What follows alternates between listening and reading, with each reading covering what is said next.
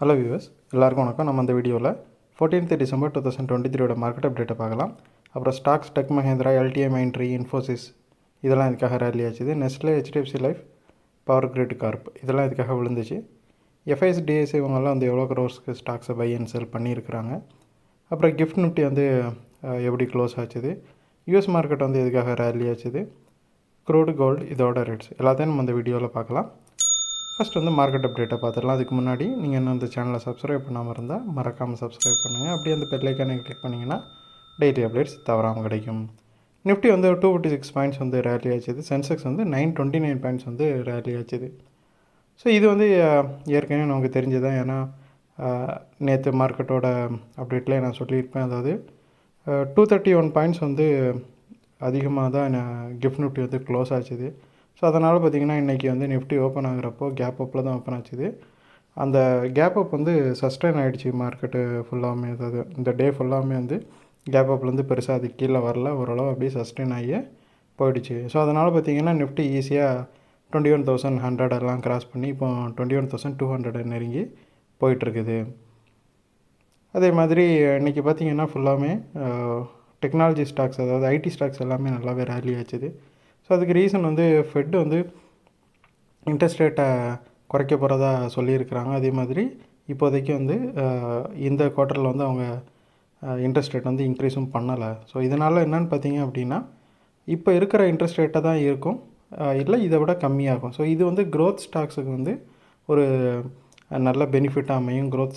Growth stock எல்லாமே வந்து நல்லா வளர்ச்சி அடையிறதுக்கு இது ரொம்ப ஹெல்ப்ஃபுல்லாக இருக்கும். ஏன்னா இதுக்கு மேலே இன்ட்ரெஸ்ட் ரேட்டு போகாது அப்படிங்கிறது எல்லாருக்குமே ஒரு கன்ஃபர்மேஷன் கிடச்சிருச்சு. ஸோ அதனால் பார்த்திங்கன்னா ஐடி ஸ்டாக்ஸ் எல்லாமே நல்லா ரேலி ஆச்சுது.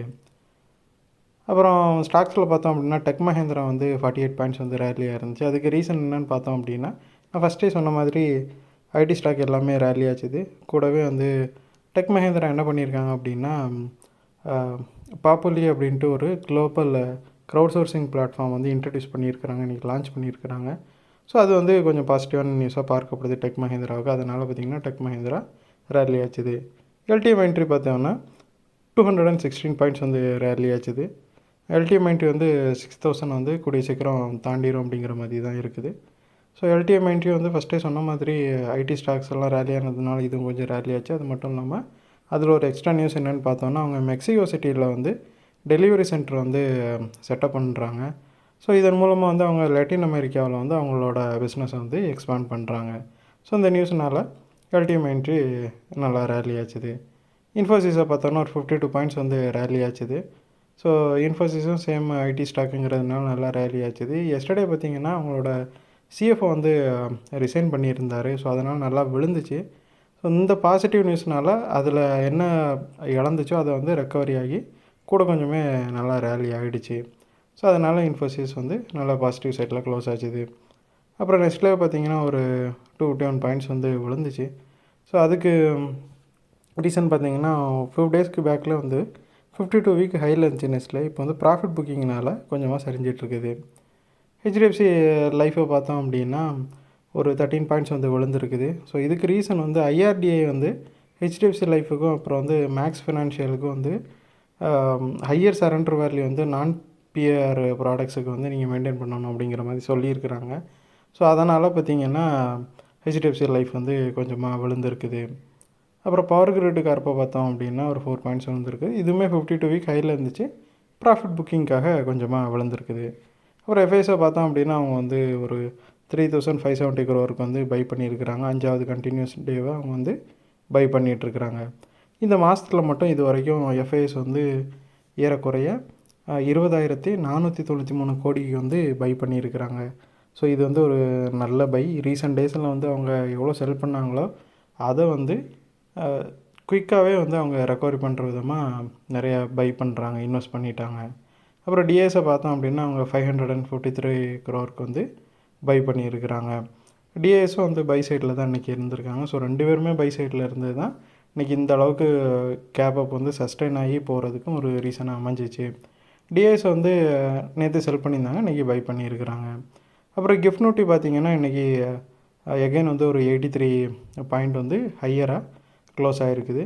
கிஃப்ட் நிஃப்டி வந்து 21,423 க்ளோஸ் ஆகிருக்குது. ஸோ இது நாளைக்கு மேபி மார்க்கெட் வந்து இன்னும் பாசிட்டிவாக க்ளோஸ் ஆகிறதுக்கு, கேப் அப்பில் ஓப்பன் ஆகிறதுக்கு வந்து ஒரு துணையாக அமையும். இந்த கிஃப்ட் நிஃப்டி வந்து இந்த அளவுக்கு 83 பாயிண்ட்ஸில் அதிகமாக க்ளோஸ் ஆகிருக்கிறது. அப்புறம் வந்து யூஎஸ் மார்க்கெட்டை பார்த்தோம்னா டவ் வந்து 158 பாயிண்ட்ஸ் வந்து ரேலியாக இருக்குது. S&P 500 12 பாயிண்ட்ஸ் வந்து ரேலியாக இருக்குது. நாஸ்டாக் வந்து 27 பாயிண்ட்ஸ் வந்து ரேலியாக இருக்குது. ஸோ இதுக்கு ரீசன் வந்து ஆல்ரெடி நமக்கு தெரிஞ்சது, அந்த ஃபெட்டோட அனௌன்ஸ்மெண்ட் இருக்குதுல, அவங்க வந்து இனிமேல் இன்ட்ரெஸ்ட் ரேட்டை நாங்கள் ஏற்ற மாட்டோம். ஸோ இந்த டைமும் வந்து இன்ட்ரெஸ்ட் ரேட்டை ஏற்றலை. அதே மாதிரி வரக்கூடிய 2024 வந்து நாங்கள் 3 டைம் வந்து இன்ட்ரெஸ்ட் ரேட்டை கம்மி பண்ணுறதுக்கான வாய்ப்புகள் அதிகமாக இருக்குது அப்படிங்கிற மாதிரி ரொம்ப டோவிஷாக பேசியிருந்தாங்க. ஸோ அது எல்லாமே வந்து மார்க்கெட்டுக்கு ரொம்ப பாசிட்டிவாக போயிடுச்சு. ஸோ அதனால் பார்த்திங்கன்னா மார்க்கெட் நல்லா இன்னும் ரேலி ஆகிட்டுருக்கு. எஸ்டர்டேவே நல்லா ரேலி ஆச்சுது. ஸ்டில் இன்றைக்கும் அந்த ரேலி வந்து கண்டினியூ ஆகிட்டு இருக்குது. இன்றைக்கி வந்து டவ் ஜோன்ஸை பார்த்தோம் அப்படின்னா ஆல் டைம் ஹையை வந்து அச்சீவ் பண்ணிடுச்சு. அது மட்டும் இல்லாமல் இன்ஃப்ளேஷன் டேட்டாவும் ரீசெண்டாக வந்துருந்துச்சு, ஜாப்ஸ் டேட்டா வந்துருந்துச்சு, எல்லாமே ரொம்ப பாசிட்டிவாக வந்துருந்துச்சு. இன்ஃப்ளேஷன் டேட்டாலாம் பார்த்திங்கன்னா 3.1% குறைஞ்சிருக்குது. ஸோ இந்த மாதிரி நிறைய பாசிட்டிவ் நியூஸஸ்னால யூஎஸ் மார்க்கெட் வந்து ரொம்பவே ஒரு மகிழ்ச்சியான தருணத்தில் வந்து நிறைஞ்சி இருக்குது. ஸோ அதனால் மார்க்கெட் வந்து நல்லாவே ரேலி ஆகிட்டுருக்குது. இதே மாதிரி தான் க்ரூடும் பார்த்திங்க அப்படின்னா இந்த இன்ட்ரெஸ்ட் ரேட் ஏற்ற மாட்டோம் அப்படிங்கிற எஃபெக்டானால வந்து டாலர் வந்து வீக்காக இருக்குது. அதே மாதிரி 2024 வந்து க்ரூடோட டிமாண்ட் வந்து அதிகமாக இருக்கும் அப்படின்னு ஒரு அவுட்லுக் வந்துருக்குது. ஸோ அதனாலேயும் க்ரூட் வந்து கொஞ்சமாக ரேலி ஆகிருக்குது. அப்புறம் கோல்டை பார்த்தோம் அப்படின்னா 2015 இருக்குது, 53 பாயிண்ட்ஸ் வந்து ரேலி ஆகிருக்குது.